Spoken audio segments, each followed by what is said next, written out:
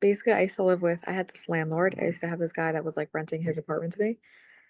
And he was like, I thought very extremely inconsiderate. And it would bother me, frustrate me so much. Like the amount of things that went wrong. And he was just I felt a little bit like gluttonous, just wanted his money and that's it. So we had mice, we had cockroaches, we had a few times, like 3 times in the year, our fridge broke, and he would just say, "Well, you put this in the middle like this, and so it's not going to be too close to the door, not too close to here. Put it right here, it's going to be fine." Like he just didn't want to invest any money into the apartment, and we'd say like we're living with mice, like it was bad. Nothing, didn't want, you know, none of that. Like didn't want to help fix anything. Okay.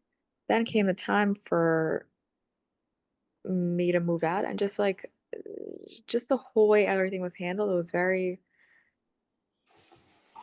I felt we were treated really badly. And then I found out also we were illegally paying him more than we should have. And I was really, really, really angry with that person. I was just like super frustrated. And then like I left. They were like, I'm not holding any grudge at all. I'm just like, all right, whatever. But not because I don't want to, just because I physically feel like I don't have the time to do so. I'm so busy that if I waste any energy on this, then like I, I'll just be wasting my energy for no reason. And I don't have that extra like energy to do so. And same thing with one of the girls I live with. She was super mean. Both of them were very dominant in a sense, and only what she wanted mattered.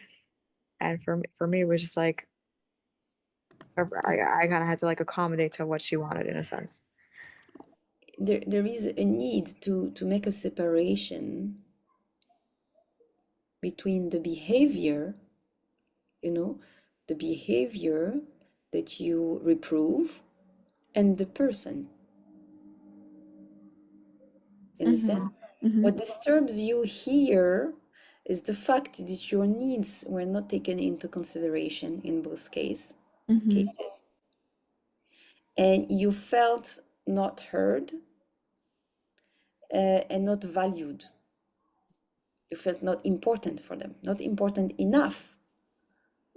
Like is if your needs were not were less important. This is the thing that you want to shift.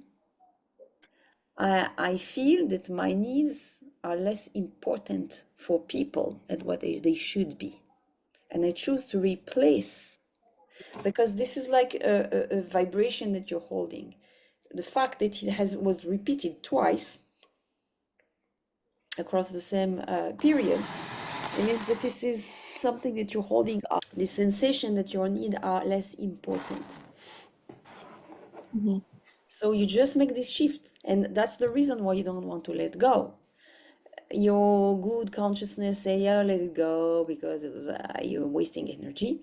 But you know that there is something important there, and that's why you don't let it go. And what is important that is that the shift that you're supposed to do, which is, I recognize that I have the sensation, the feeling that my needs are not important for people, that I am not valued enough for people, for others. Hmm. And I choose to replace that sensation. When you replace the sensation, automatically, it's not that you're denying the sensation, it is that automatically you are attracting people who are able to value your needs. Because you are holding a different frequency, suddenly people are able to pay attention. Perhaps the same people. Suddenly they will say, oh, yeah, sorry, I'm going to call someone to keep the mice, you know? So the positive shift is my needs are very important. They are valued, they are taken into consideration, and people are very attentive to it. Okay, sometimes it can be a belief that come from childhood or whatever. Okay, so do this shift please at home, and you give us some news this week. How you feel about them after doing the shift.